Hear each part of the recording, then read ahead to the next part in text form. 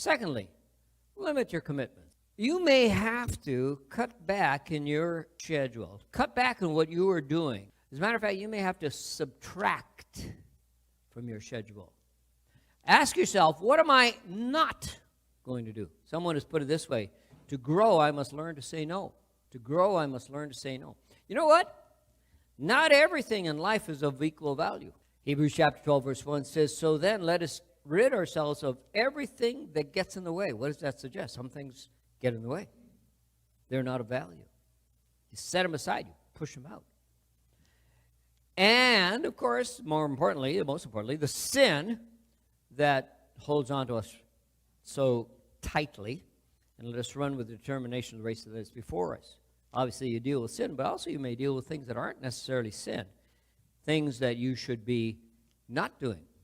You see, you can't say yes to everything.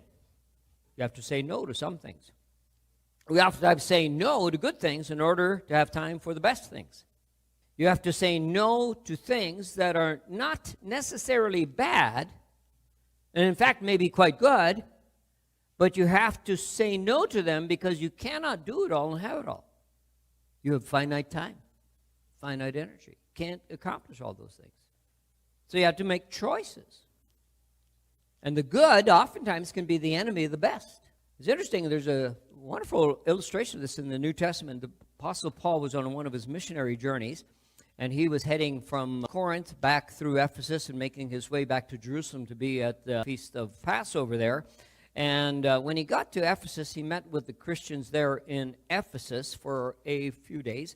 And in Acts chapter 18, verse 20 and 21, it says, and when they asked him to spend more time with them, he declined. But as he left, he promised, I will come back. And notice the next phrase, which you should be using in your life all the time, if it is what? God's will.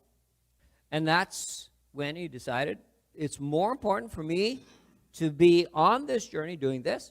And he said no to a good thing because there was something better. And you do the same thing. You have to do the same thing.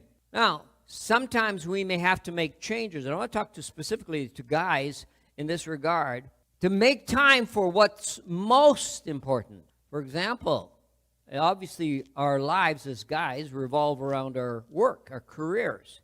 And you can have a very demanding job, and they will pay you well for that. And in your life, possibly, and I'm not saying this, I'm not the Holy Spirit, so I don't know what's in your particular life and how it works, but maybe you may have to say no to that and then instead find a less demanding job with maybe earning a little bit less money.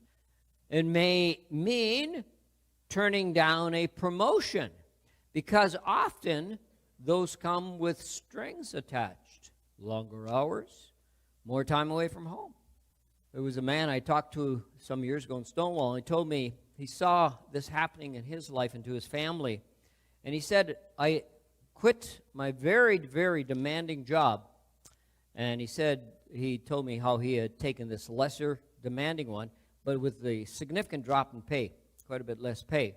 He said that before he was away every second weekend. And now he said he was home every evening with his family. And it's interesting, the last statement he made to me, I'll never forget it. And he said, but I ended up with a happier family. Bill Hybels, pastor of a church down in the States, Willow Creek Church, made the statement one time, never forget it. He said, work less, earn less money, do with less. We have an assumption a certain level of lifestyle is required, right? But the demands of that lifestyle may take away from the more important, the things that later on, the cat's in the cradle, and you regret.